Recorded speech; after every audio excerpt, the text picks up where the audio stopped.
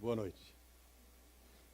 Em primeiro lugar, eu quero agradecer a equipe simpática do TEDx pelo convite que me foi formulado para estar aqui hoje e a presença de vocês também. Obrigado por estarem aqui conosco. Bem, o desafio de falar sobre governo, eu fui funcionário do governo, como vocês viram, né? Hoje trabalho numa empresa privada, provedora de tecnologia da informação, e eu continuo trabalhando com o governo.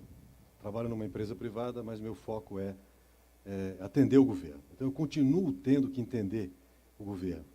Como é que nós podemos produzir serviços, tecnologias que possam enfrentar desafios como a gente viu aqui, e outros que a gente vai ver agora, depois que os nossos apresentadores que vão nos seguir aqui vão apresentar.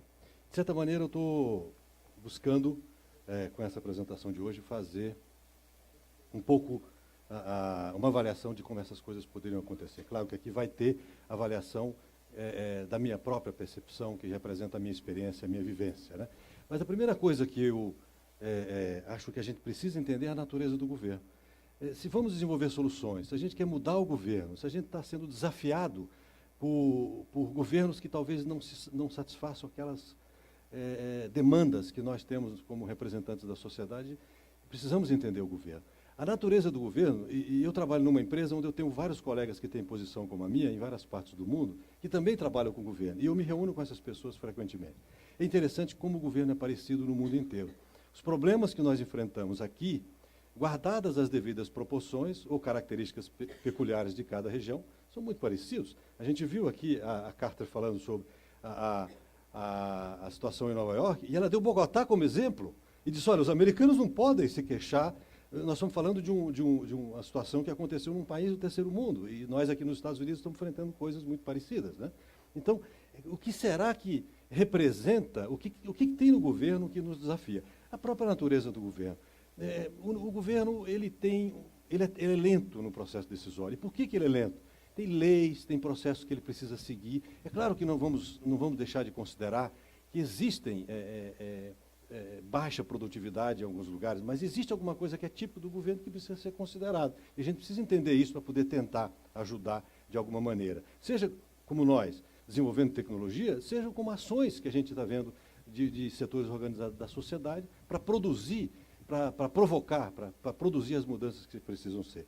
Uma outra coisa interessante, o governo é monopolista, o governo não tem competidor. Se nós quisermos tirar uma carteira de motorista, eu tenho que ir ao Detran. E se eu estiver em São Paulo, eu tenho que ir ao Detran de São Paulo. Eu não posso, teoricamente, buscar uma alternativa, uma competição. Essa situação do governo de monopolista lhe torna, muitas vezes, arrogante. E o que significa que as ações que o governo desenvolve não necessariamente são feitas ou são elaboradas pensando em cada um de nós, como cidadão, como consumidor dos serviços ou como empresa. Os serviços são estruturados, são montados seguindo a orientação do gestor dos processos. Ele tem um processo para resolver e ele tenta desenvolver aplicações, seja elas automatizadas, ou seja, num processo onde você tem que se dirigir a uma agência governamental, mas se vocês observarem, o governo desenvolve os serviços refletindo a sua própria maneira de ser e não pensando necessariamente nas pessoas, nos cidadãos. Então, a natureza do governo é parte do nosso problema, a gente precisa entender isso, né?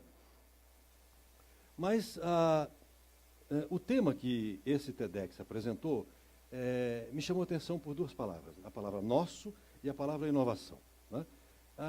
Nosso nos dá aquela ideia de que nós somos responsáveis de alguma maneira, seja em que posição que estejamos, para ajudar. Precisamos ajudar, contribuir de alguma maneira. Então, eu preciso entender a natureza do governo e preciso me incluir de alguma maneira.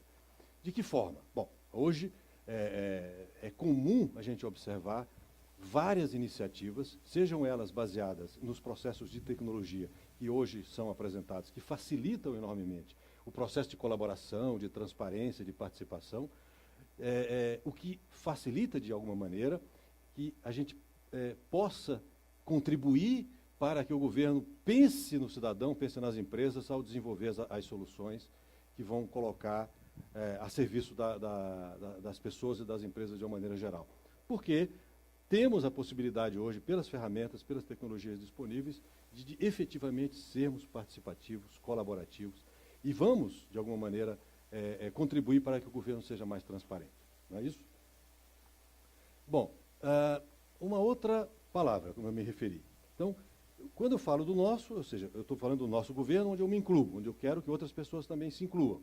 Mas, inovação. O Aguni comentou aqui sobre os desafios que a inovação traz. Seja os riscos envolvidos de você ser inovador, lançar ideias inovadoras. O governo, em geral, é conservador, então a inovação é uma coisa que, de fato, desafia as pessoas que atuam no governo. Então, eu fui procurar o sentido da palavra inovação. Fui lá no Aurélio, no dicionário, fui ver como é que ele trata a definição, e fiquei procurando vários conceitos e acabei me parando num conceito que esse cidadão, é um sino-americano, John Cale, ele fez uma definição que eu achei muito interessante, porque ele fala da habilidade dos indivíduos, das empresas e de nações inteiras de criarem continuamente o seu futuro. Então, ele está falando de coisas que apontam para frente, ou seja, nós temos que trabalhar olhando para o futuro. Mas a inovação não é simplesmente você olhar para o futuro, você precisa ter consolidado um conjunto de conhecimentos que lhe permita, de fato, avançar em termos de situações que você vai enfrentar, que vai desafiar, que vai precisar de conhecimentos específicos que precisam ser consolidados. Eu coloquei aqui 3 exemplos de inovação, tá? O telefone, a máquina a vapor e a web. Os dois, o telefone e a máquina a vapor, são conhecidíssimos de todos há muitos anos. Imaginamos hoje como é que a gente poderia ter vivido sem o telefone ou sem a força motriz, mas também hoje a gente já começa a imaginar como é que eu pude viver tanto tempo sem telefone celular e sem web, sem as redes sociais, muitas vezes, sem a sua conta no MSN, ou no Orkut, ou no Facebook, ou em qualquer outra. As pessoas já começam a pensar como é que foi possível a gente viver numa sociedade até muito bem pouco tempo, não precisamos ir muito longe, como foi as outras invenções, mas a web é uma coisa que está muito próxima de nós e a gente já sente falta disso. Então, a inovação é algo que, de fato, nos desafia, porque fala de futuro, mas fala que a gente também tem que ser capaz de criar, tem que ser capaz de desenvolver soluções baseadas em conhecimentos, né?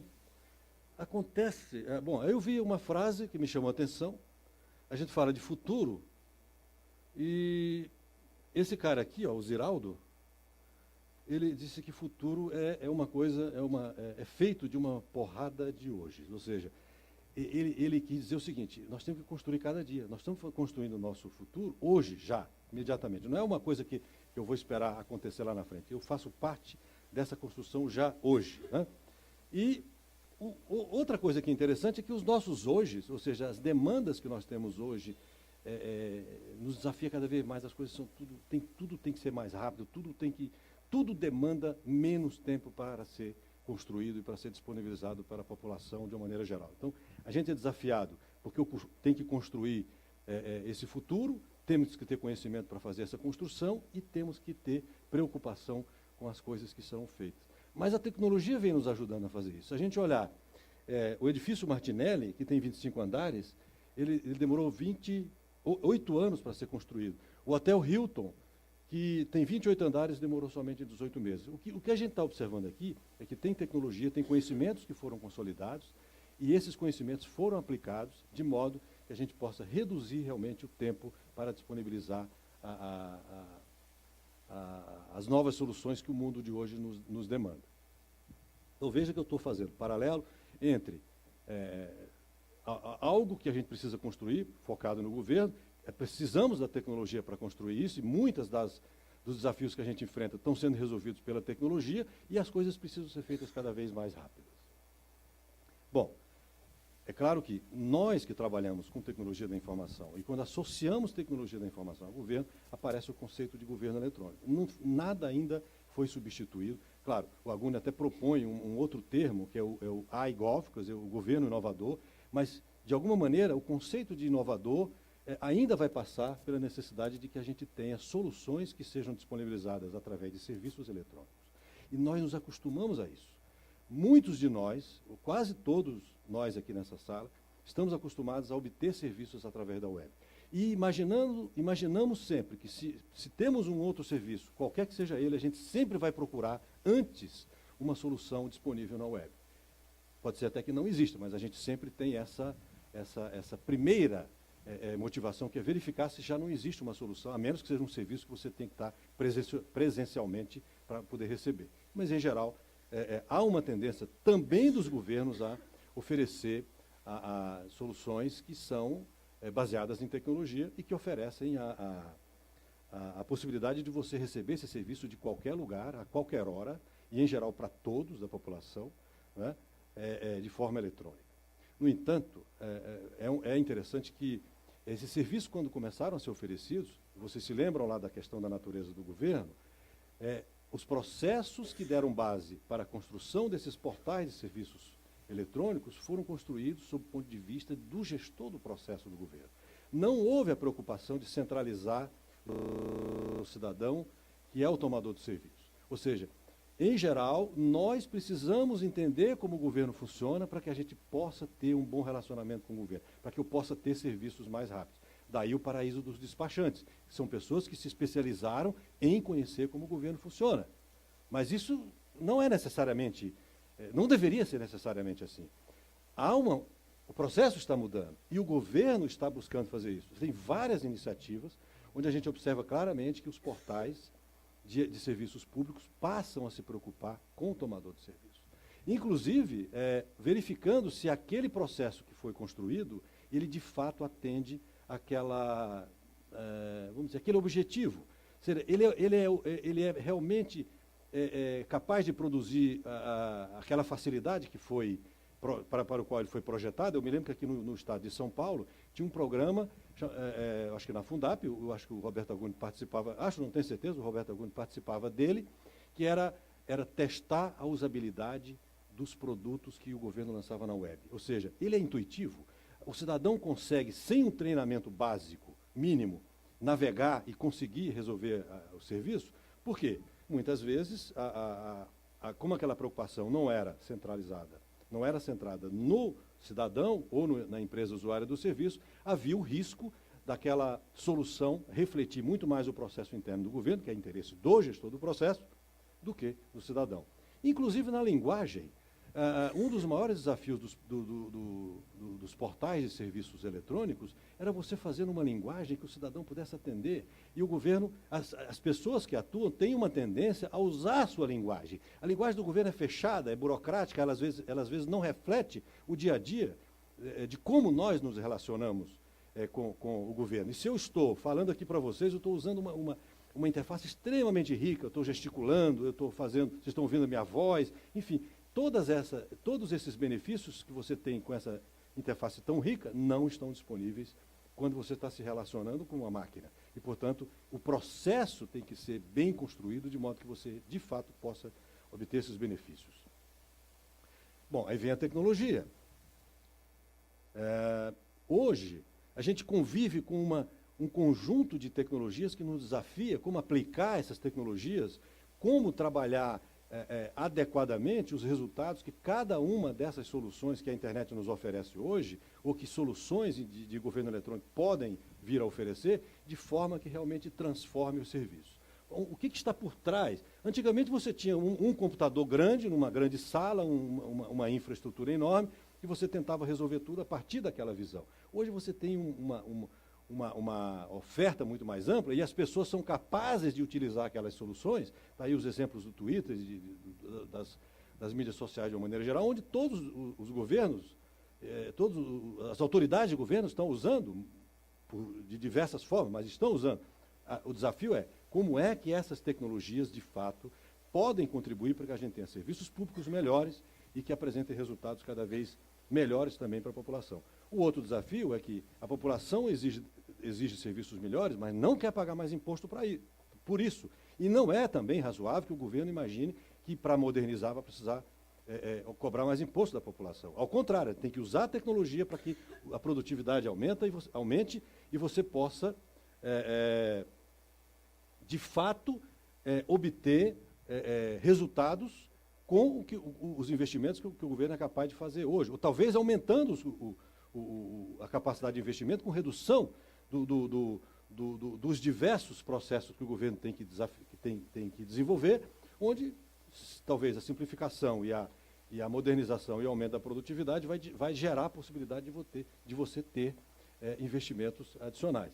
Então, aumentar a produtividade, modernizar o próprio investimento que o governo já faz hoje em tecnologia da informação, de forma que você possa, de fato, melhorar a interação com o cidadão. Então, nós estamos diante de desafios de reduzir custos e diante de demandas cada vez crescentes. Esse é um grande desafio que o governo enfrenta claramente. Bom, nós somos uma empresa de tecnologia, nós convivemos com esse mundo e podemos, de alguma maneira, não só a nossa empresa, mas várias empresas que atuam nesse mundo, pode, de fato, contribuir para que os serviços públicos, que a oferta de serviços do governo possa ser oferecida de uma maneira mais atrativa, mais simples, mais barata, mais dinâmica, enfim, usando diversas estratégias de apresentação ou de adoção de tecnologias.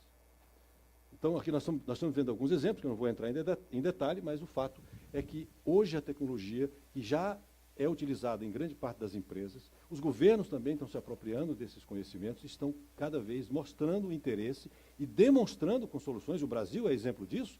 O Aguni citou algumas vamos dizer assim, experiências que o Brasil se destaca no mundo inteiro, não só aqui no Brasil em si, mas são experiências que são realmente reconhecidas mundialmente. Um último desafio que eu queria me referir é que, na medida que a gente aumenta o uso de tecnologia, os nossos dados, cada vez mais sobre as empresas e sobre nós mesmos, passam a ser disponibilizados de várias maneiras.